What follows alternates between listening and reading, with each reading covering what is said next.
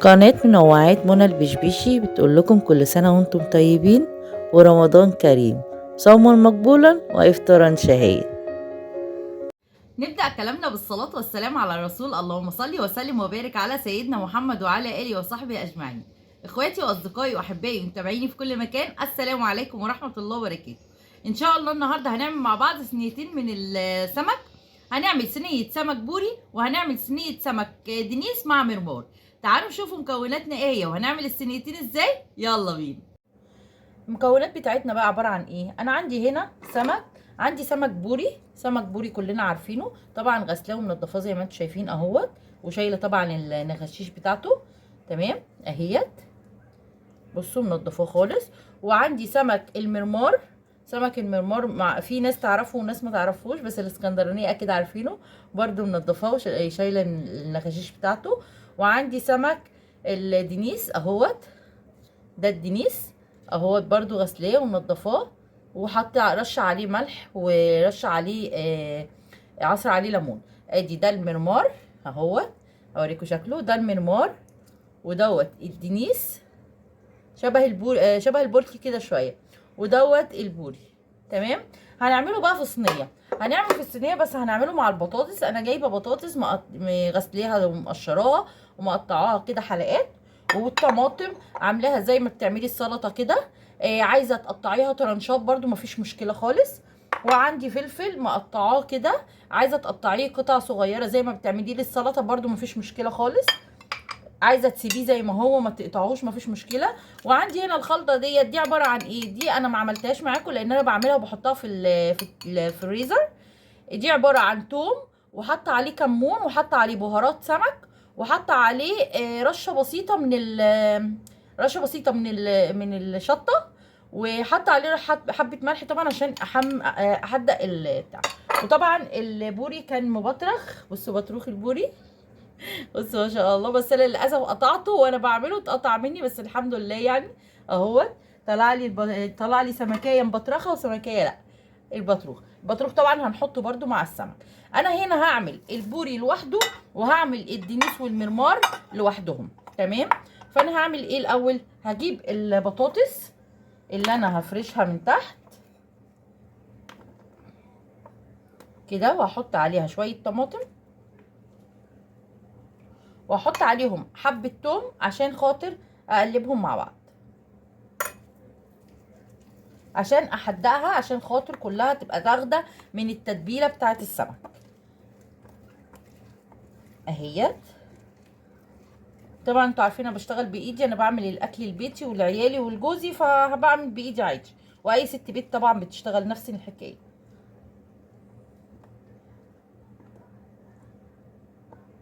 تمام.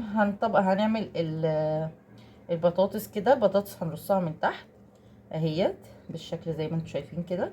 نحط عليهم الطماطم،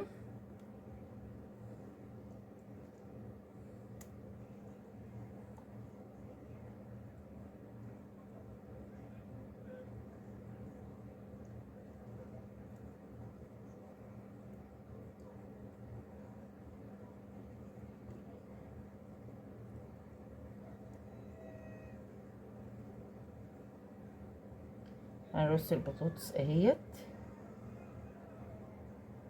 اهي. وهجيب السمك.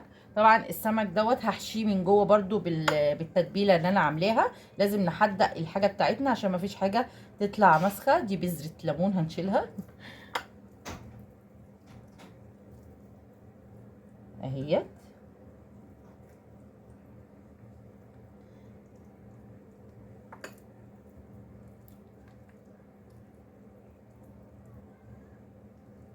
طبعا احنا السمك ده ممكن يتقلى، ممكن يتقلى مفيش اي مشكله خالص، بس احنا هنعمل السمك هعمله صينيه. احنا عايزين نعمله صينيه. هرصه كده اهوت. تمام. ولو قليتيه هتعملي نفس الحكايه، تغسليه وتنضفيه وتحشيه من جوه بالخلطه اللي انا قلت لك عليها ديت، وتعمليه في الدقيق وتقليه عادي في الزيت، مفيش مشكله خالص.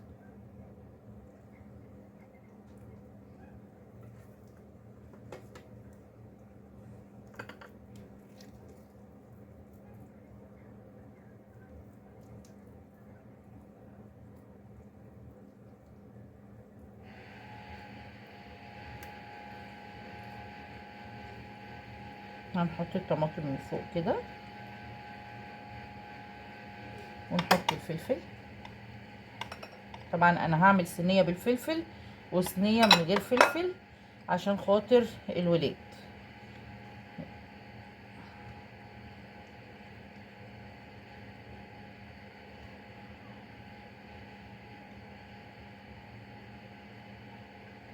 اهو ادي الصينيه بتاعتنا اهيت، هندخلها الفرن. هحط لها نص كوبايه ميه عشان خاطر البطاطس بتاعتنا مش هحط لها ميه كتير، انا هحطها في الفرن، والفرن هيبقى درجه حراره متوسطه عشان يستوي براحته.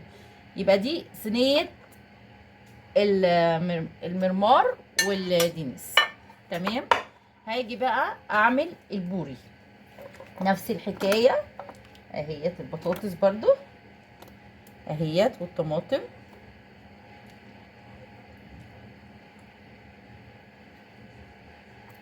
حط عليهم من الخلطة بتاعتنا برضو، وهنقلبها في بعض.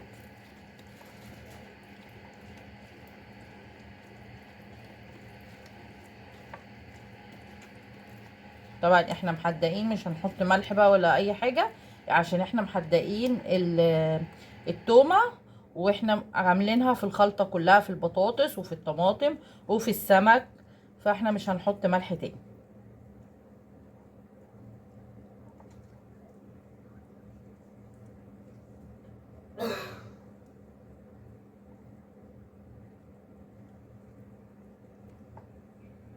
هنجيب بقى البوري بتاعنا، بسم الله الرحمن الرحيم، وهنحط نحشيه من جوه.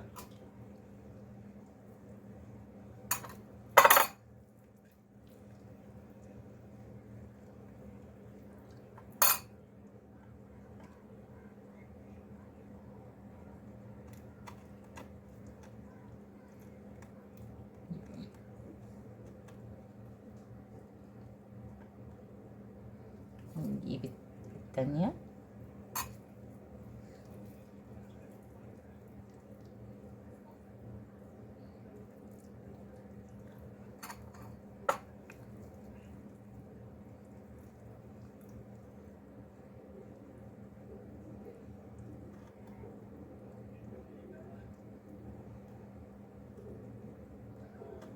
اهو. والبطروخ مش هننساه، ونحط عليه برضو حبة تومة كده، حتة تومة. ولو فاضت معاكم من التوم ممكن تعمليها في الرز، يعني الرز الصيادية ممكن لما تعمليها تحطي في الرز الصيادية. ادي البطروخ، وادي مية الطماطم نرشها كده. برضو هنحط نص كوباية مية عشان خاطر نسويها. عايزه تعمليها من على الفرن، من على البوتاجاز من فوق، مفيش مشكله. عايزه تحطيها في الفرن على طول برضو مفيش مشكله. هحطهم في الفرن، وهلم حاجتي كده واحطهم في الفرن، وهرجع لكم تاني بعد ما نخلص. يبقى دخل الصينيتين اهمت. استنى اشيلهم اهمت الصينيتين. طبعا انا واحده حاطه عليها فلفل والتانيه مش حاطه عليها فلفل عشان الولاد. لو عايزه تحمل الاتنين مفيش مشكله. عايزه تقلي هتعملي بنفس الطريقه كده، وبس تحطي الدقيق وتبدريه بالدقيق وتحطيه في الزيت وتقليه مفيش مشكله. عايزه تشويه، عايزه تعمليه سنجاري مفيش مشكله برضو. يبقى انا هحط دلوقتي الصينيتين، هحطهم في الفرن وهرجع لكم تاني. حاجه مهمه نسيت اقول لكم عليها، الزيت لازم نحط زيت عليها، هنرشش زيت كده. متكتروش الزيت يا جماعه، الزيت غالي. اهوت.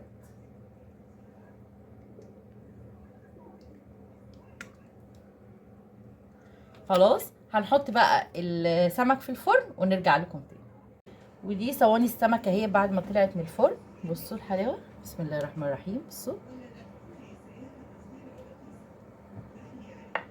وادي التانية اهي. ايه رايكم؟ كده الوصفه بتاعتنا خلصت. يا رب تكون عجبتكم. لو عجبكم الفيديو ما تنسوش تعملوا لايك وشير وسبسكرايب وتفعلوا الجرس عشان يوصلكم كل جديد من فيديوهاتنا. باي باي. دي صواني السمكه اهيت بعد ما طلعت من الفرن. ادي الدنيس والمرمار، وادي اهوت البوري. ايه رايكم بقى؟ يا رب الوصفه بتاعتنا تكون عجبتكم، ويا رب فيديوهاتنا كلها تكون بتعجبكم. زي ما شفنا عملنا صينيتين السمك بكل سهولة وطريقتهم سهلة جدا وكانت سريعة ازاي. يا رب الوصفة بتاعتنا تكون عجبتكم، ويا رب وصفاتنا كلها تكون بتعجبكم. لو عجبكم الفيديو ما تنسوش تعملوا لايك وشير وسبسكرايب وتفعلوا الجرس عشان يوصلكم كل جديد من فيديوهاتنا. باي باي.